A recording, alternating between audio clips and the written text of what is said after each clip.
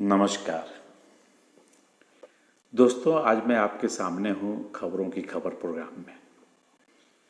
खबरों की खबर एक प्रोग्राम है मेरा जो अभी आप देख रहे हैं, जिसमें मैं सारे मीडिया पे चल रहे खबर समाचार के निचोड़ आपको बतलाऊंगा संक्षिप्त में, ताकि आप कम समय में बहुत सारी बातें जान जाएं, समाचार समझ लें, विशेष तौर पे अपने देश की।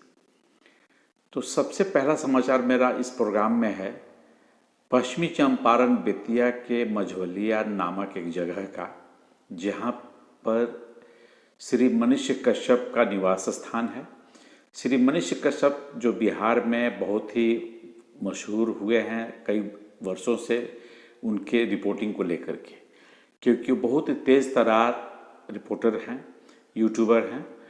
और हाल ही में तमिलनाडु में घटी कुछ घटनाओं के बारे में पुलिस ने उन पर एफआईआर कर करके उन्हें अरेस्ट कर लिया है। काफ़ी आंख मिचौली खेलने के बाद 18 मार्च को श्री मनीष कश्यप जगदीशपुर थाना में सरेंडर किए और वहीं से पुलिस उनको पटना ले गई। पुलिस जो है कानून के अंतर्गत अपना काम कर रही है, पूछताछ जारी है। और साथ ही साथ बिहार की जनता जो है, खास तौर से युवा वर्ग, बहुत ही आक्रोश में है, इसीलिए कि मनीष कश्यप जो हैं सच्चाई का पोल खोलते हैं, झूठ का पोल खोलते हैं। सच्चाई कहाँ कितनी है, झूठ कहाँ कितना है, उसके बारे में बात करते हैं। बिहार के युवा वर्ग का कहना है कि बिहार की सरकार ठीक वैसा ही कुछ कर रही है जैसे कि बिहार की सरकार या अन्य विपक्षी सरकारें केंद्र सरकार को बदनाम करने में लगी हुई है कि केंद्र सरकार अपने पावर का, अपने शक्ति का दुरुपयोग कर रही है ईडी और सीबीआई के द्वारा। तो मैं ये कहूँगा कि जो जहाँ है वही एक दूसरे को बदनाम कर रहा है। यहाँ कुछ लोग पूछ रहे हैं कि जब आप भारत सरकार के बारे में बात कर सकते हैं कि भारत सरकार विपक्षी पार्टियों के पीछे ईडी और सीबी लगा करके उन्हें परेशान कर रही है, उन्हें गिरफ्तार कर रही है, तो मैं जानना चाहता हूँ, मेरे दर्शक भी जानना चाहते हैं कि बिहार की सरकार जो एक छोटे से मसले को इतना तूल दे दिया, मनीष कश्यप की गिरफ्तारी को कुछ ऐसा दिखाया कि जैसे अनुमान यह लगाया जा रहा है कि कुछ विषयों के कारण मनीष कश्यप ने श्री तेजस्वी यादव को चैलेंज कर दिया था कि आप मुझे गिरफ्तार कीजिएगा तो मैं आपकी सरकार को 6 महीने के अंदर में गिरा दूंगा, आपको मैं 2025 में मुख्यमंत्री बनने नहीं दूंगा। लोग कह रहे हैं किसी बात का डर श्री तेजस्वी यादव को हो गया है, क्योंकि जेपी आंदोलन भी कुछ ऐसा ही शुरू हुआ था बिहार के पटना से, जिसकी उपज हैं श्री लालू यादव और नीतीश कुमार जी। तो हर युग में एक क्रांतिकारी आता है, एक तेजस्वी आता है, चाहे वो तेजस्वी यादव हो या तेजस्वी मनीष कश्यप हो। तो कुछ बदले की भावना से हर कोई प्रताड़ित है, हर कोई ग्रसित है। मनीष कश्यप भी शायद, जैसा कि सारे जो लोकल मीडिया वाले हैं, जितने भी नवयुवक हैं, सब यही कह रहे हैं कि उनके साथ बदले की भावना से उन्हें गिरफ्तार किया गया है, जबकि केस ऐसा कुछ नहीं था। एक राज्य दूसरे राज्य के बारे में लोग बोलते हैं। पिछले कई वर्षों में भी ऐसी घटना घटी है, महाराष्ट्र में हो चाहे आसाम में हो, कहीं भी हो, इतना तूल नहीं पकड़ा जितना कि इस बार हो गया है। खैर, ये तो सीबीआई और जो EWQ पुलिस एफआईआर के तथ्य पर अपनी कार्रवाई कर रही है। और ये भी सुनने में आया हुआ है कि मनीष कश्यप को रिमांड में लेकर के तमिलनाडु की पुलिस पूछताछ के लिए तमिलनाडु ले जाएगी, चेन्नई ले जाएगी। देखते हैं आगे क्या होता है। लेकिन सारे लोग यही कह रहे हैं, कहानियों का निचोड़ है, सारी खबरों का ही निचोड़ है कि मनीष कश्यप अभी सोने की तरह आग में तप रहे हैं। और जब उनकी रिहाई होगी, जब वो जेल से बाहर आएंगे, बेल पर आएँ या उनके ऊपर दोषारोपण न लगे और इस तरह से कोर्ट उनको बाइज्जत बरी कर दे, तब भी वो सशक्त युवक बन के आएंगे, जैसा कि अनुमान लग रहा है। सारा युवक, बिहार का जितने भी युवक हैं, बेरोजगार, शिक्षित, जो लोग अब जातीयता की राजनीति को देखना नहीं चाहते हैं, वो चाहते हैं कि राज्य में जातिवाद के कारण ही राज्य की स्थिति इतनी खराब हुई है, ऐसे ऐसे नेता चुन के आए हैं जो राज्य का भला नहीं करना चाहते हैं। जनता की राय है, और देखिए क्या होता है। हुई जो राम रची राखा, वक्त आता है तो यूं ही वक्त पलटता है, अच्छे अच्छे लोग धराशायी हो जाते हैं। दूसरी खबर है आर्कियोलॉजिकल सर्वे ऑफ इंडिया की तरफ से। इसमें कहा गया है कि भारत के जितने भी मॉन्यूमेंट्स हैं उसमें कहीं ना कहीं बहुत जगहों पर इंक्रोचमेंट हो रहा है, अतिक्रमण हो रहा है। ये वही अतिक्रमण है जिससे अगर पहले नहीं रोका गया तो बाद में चल करके बुलडोजर चलाने की नौबत आ जाती है, जैसे कि आप लोग देख रहे हैं, जान रहे हैं, कुछ राज्यों में हो रहा है। इसमें शासक की गलती नहीं है, क्योंकि कुछ साल पहले, कई साल पहले जब लोग सरकारी ज़मीन पर घर बसाने लगते हैं, उसे इंक्रोचमेंट कहते हैं, अतिक्रमण कहते हैं, छेंकना जिसे कहते हैं। लोग सोचता है कि सरकार की ज़मीनें कोई देखेगा नहीं, बस जाओ बेरोजगारी के नाम पे कि हमें रोजगार चाहिए, हमें घर नहीं है, हमें काम नहीं है।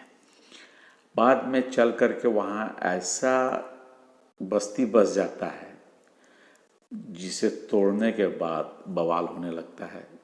वहाँ के जो निवासी हैं, जिन्होंने इंक्रोचमेंट कर रखा है, जिन्होंने अतिक्रमण कर रखा है, वो सड़कों पे आ जाते हैं और नारे लगाते हैं कि अब हम कहाँ जाएं, सरकार हमारे लिए कुछ व्यवस्था करे।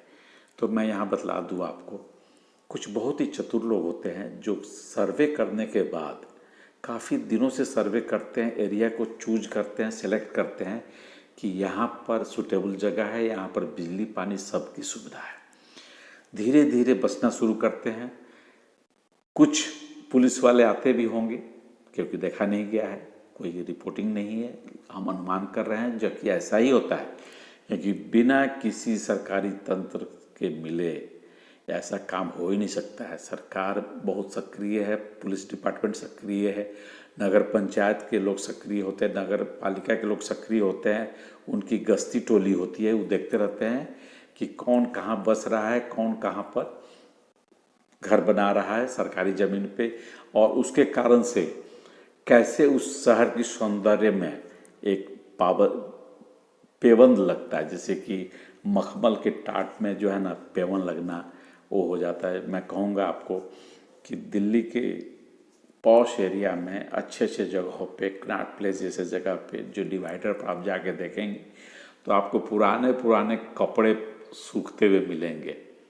अब आप ये नहीं कहिएगा, प्लीज़ रिक्वेस्ट कर रहा हूँ मैं कुछ भाइयों से दलील देने के लिए कि वो आगे जाएँ तो जाएँ कहाँ, नहीं, गलत बात है। रहने वाले गांव में भी रह रहे हैं, और शहर की खूबसूरती बनाना, शहर के सौंदर्यकरण के लिए जहां हमारे देश के पड़ोसी मित्र आते हैं, पड़ोसी देश के लोग आते हैं, पर्यटक आते हैं, तो ये अलग मुद्दा हो गया कि शहरों के किनारे। और एक अलग मुद्दा यही जो मैंने कहा कि आर्कियोलॉजिकल सर्वे ऑफ इंडिया ने जो है एक रिपोर्ट में बतलाया है कि दिल्ली के पुराना किला के किनारे किनारे कुछ ऐसे घर बने हुए हैं पक्का, आप चाहें तो चेक कर सकते हैं, जिसमें रहने वाले, जब हमारे सहयोगी चैनल के रिपोर्टर वहाँ गए तो उन्होंने देखा कि वहाँ कोई नहीं, सिर्फ कपड़े सूख रहे हैं, और बड़े अच्छे अच्छे कपड़े सूख रहे हैं, जिनको देख के कहा जा सकता है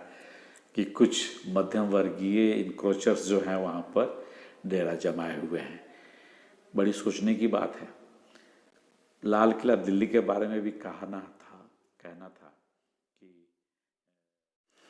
तो इंक्रोचमेंट जो है एक बहुत बड़ी समस्या होते जा रही है डे बाय डे, और इससे निपटना जो है बहुत ज़रूरी है। सरकार या लोकल व्यवस्था जो भी है प्रशासन का तुरंत संज्ञान ले, नहीं तो घाव जब नासूर बन जाता है तो फिर उसे ठीक करना बड़ा मुश्किल होता है, इसलिए जब फुंसी हो शुरू में तभी इलाज करना चाहिए। और आर्कोलॉजिकल सर्वे ऑफ इंडिया ने इस पे काफ़ी चिंता व्यक्त किया है। उन्होंने कहा है कि हमारे पास इतना मैन पावर नहीं है, हमारे पास इतनी फंडिंग नहीं है जो हम हर मॉन्यूमेंट का जो है देखभाल कर सके, निगरानी कर सके।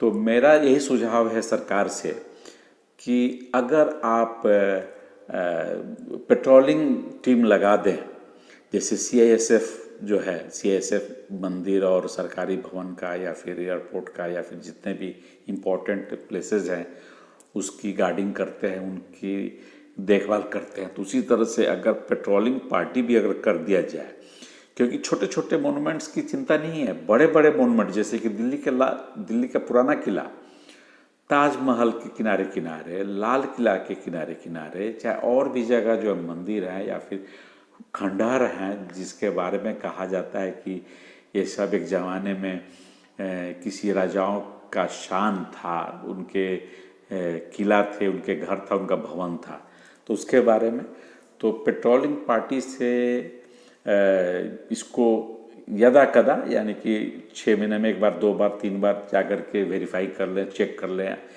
सरप्राइज विजिट कर लें, तो इससे हम निजात पा सकते हैं। क्योंकि सरकारी ज़मीन को छेंकना जो है ना, इंक्रोच करना, सच पूछिए तो उनके लिए बहुत दुर्भाग्य की बात है। जो बेचारे असहाय हैं, उनका कोई नहीं, वो कुछ नहीं कर पाते, लेकिन जो शातिर हैं, जो चतुर हैं, वो विश्वास नहीं कीजिएगा, उन ज़मीनों की कीमत अगर आप आंकिए तो करोड़ों करोड़ों है। अब पॉश एरिया के किसी फुटपाथ पर या किसी गवर्नमेंट लैंड पे घर बना करके झुग्गी झोपड़ी रहना, जहाँ आपको सारी रौनक और चहल पहल है, कम समझते हैं। बहुत मज़े की बात है बिना किसी खर्च के। तो हम क्यों कुछ लोग को इतनी छूट दे दें और कुछ लोग जो हैं अपनी ईमानदारी के कारण देश के बारे में जो सोचते हैं वैसा काम नहीं करते हैं, वो इंक्रोचमेंट नहीं करते हैं, जिनके घरों पे बाद में बुलडोजर चलाने की नौबत है। इसी के साथ चलते हैं।